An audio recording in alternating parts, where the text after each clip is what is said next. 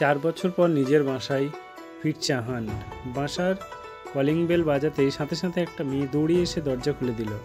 দরজার সামনে অপরিচিত কাউকে দেখতে পেয়ে কিছু বলতে যাবে, হঠাৎ আহান খেয়াল করলো মেয়েটির পুরো শরীর ময়দা দিয়ে মাখামাখি। মনে হচ্ছে একটু আগে ময়দা নিয়ে গোসল করে উঠেছে। আহান, এই মেয়ে তুমি কে? কৌতূহল হয়ে মেয়েটি। আমার কথা বাদ দেন, আগে সেটা বলুন আপনি কে? কোমরে হাত রেখে। আহান, তুমি জানো না আমি কে? তাই আমাকে এইভাবে প্রশ্ন করছে, সাহস পাচ্ছ? এখন দরজার সামনে থেকে সরো, আমায় যেতে হবে ভিতরে। রাগী কণ্ঠে মেয়েটি। ইস রে, মামা বাড়ির আবদার। উনি বললেন আর আমি যেতে দিলাম মুখ ভেঁচকি কেটে। মেয়েটির কথা শুনে বেশ রাগ আসে আহানের, তাই মেয়েটির পাশ কাটিয়ে ভিতরে ঢুকতে নিলে মেয়েটি শক্ত করে জড়িয়ে ধরে আহানকে। আহান, ওই মেয়ে কী করছো? কি ছাড়ো আমায়। মেয়েটি আহানের কথা শুনে আরও শক্ত করে জড়িয়ে ধরল। মেয়েটি। কাকিমা জলদি এসো, চোর ঢুকেছে বাসায়। আহান, ওয়েট কর তো, আবার আমি। মেয়েটির ডাক শুনে সাবিনা খান দৌড়ে আসলেন হাঁটু নিয়ে। সাবিনা, কই কই চোর কই? চারু, এত শক্ত করে ধরে রেখেছি, তুমি তাড়াতাড়ি করে পুলিশকে খবর দাও। আহান, মা। মিসেস সাবিনা তার ছেলের কণ্ঠ শুনে চমকে গেল, হাত থেকে ঝাড়ু ফেলে দিল। দরজার সামনে গিয়ে দেখলেন ছেলেটি আর কেউ নয়, তার আদরের ছোট ছেলে আহান। সাবিনা খান চারুর থেকে নিজের ছেলেকে ছাড়িয়ে জোরে ওর গালে একটা থাপ্পড় মেরে বসলেন। থাপ্পড়টা এতই জোর ছিল যে চারু তার সামলাতে না পেরে দেওয়ালে ধাক্কা খেয়ে চারুর কপাল বেয়ে রক্ত করতে থাকে। সাবিনা, তো সাহস কী করে হয় হতভাগী আমার ছেলেকে চোর বলার? আহান, উফ মা, তুমি ওকে বুকে তোমার প্রেশার বাড়িও না তো। আর তাছাড়া মেয়েটি কে মা? সাবিনা, বোঝা ছাড়া আর কিছুই না। তুই তো জানিস তোর বাবার স্বভাব। তার কোনো বন্ধু নাকি রোড অ্যাক্সিডেন্টে মারা গেছে, তাই তার বাবা তার মেয়েকে আমাদের ঘরে এনে রেখেছে। চারু সাবিনার কথা শুনে সইতে না পেরে কান্না করতে করতে চলে গেল সেখান থেকে। আহান অপল দৃষ্টিতে চেয়ে তাকে চারুর চলে যাওয়ার দিকে। সাবিনা, চল বাবা, ঘরে চল, ফ্রেশ হয়ে আস, তারপর সবাই মিলে ডিনার করব। আহান তার মায়ের কথা মতো রুমে চলে যায় ফ্রেশ হতে। ডাইনিং টেবিলে সবাই বসে ডিনার করলে হঠাৎ সাবিনা জোরে চিৎকার করে বললে, উঠলে কি করে? চারু কোথায়? মরে গেলি রে? সাবিনা ডাক শুনে চারু দৌড়ে গিয়ে রান্নাঘর থেকে ছুটে আসলো। চারু, জি কাকিমা বলুন। এবার আহান চারুর দিকে একবার ভালোভাবে তাকালো। চারুকে দেখে কোনোভাবে নিজের চোখ ফেরাতে পারছিল না আহান। হাঁ করে তাকিয়ে আছে ওর দিকে। আহান, কোনো মেয়ে এত সুন্দর হয় কিভাবে? মনে হচ্ছে আল্লাহ নিজের হাতে মেয়েটিকে বানিয়েছে। মনে মনে হঠাৎ মার কথা শুনে ধ্যান ভেঙে আহান।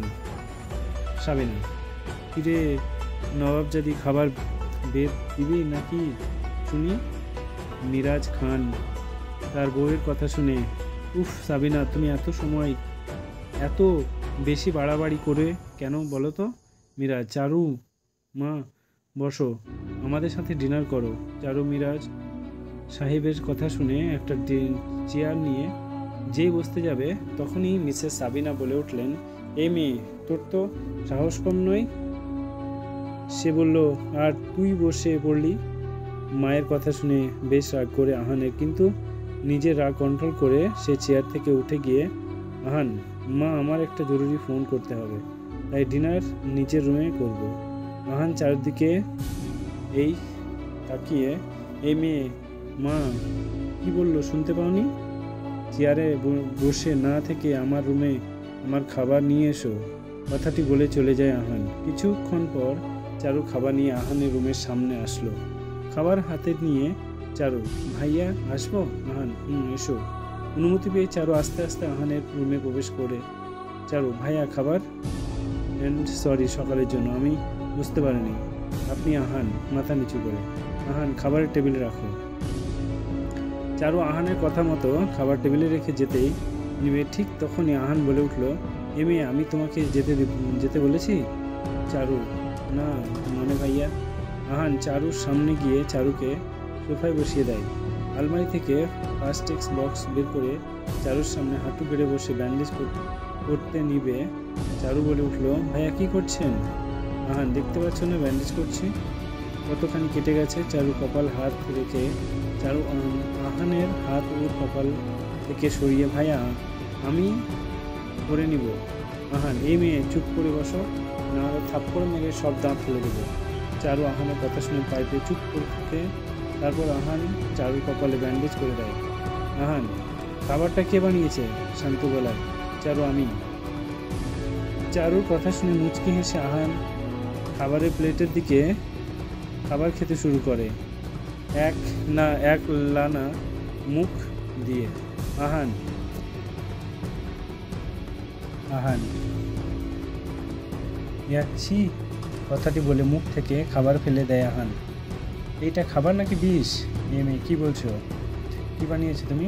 এইসব খাবার মানুষে খায়? এগুলো খাইয়ে আমার মেরে ফেলতে চাইছিলে? চারু, ভাই আমি সব সময় যেভাবে রান্না করি সেভাবে করেছি, রান্নার স্বরে। আহান, তুমি একবার খেয়ে দেখো, একটা খাবার না অন্য কিছু। চারু আহানের কথা মতো এক লানা খাবার নিজে খেয়ে দেখল। চারু, ভাইয়া খাবার তো ঠিকই আছে, নিন আপনি আরেকটু খেয়ে দেখুন। আহান, ওয়েট, তোমার মুখের ভাত আমি খাবো। মাথা ঠিক আছে তোমার? এই ভাত এখন তুমি খাবে? তাড়াতাড়ি খেয়ে বের হও আমার চোখের সামনে থেকে, চলবে? ছায়া হয়ে থাকবো তোমার পাশে।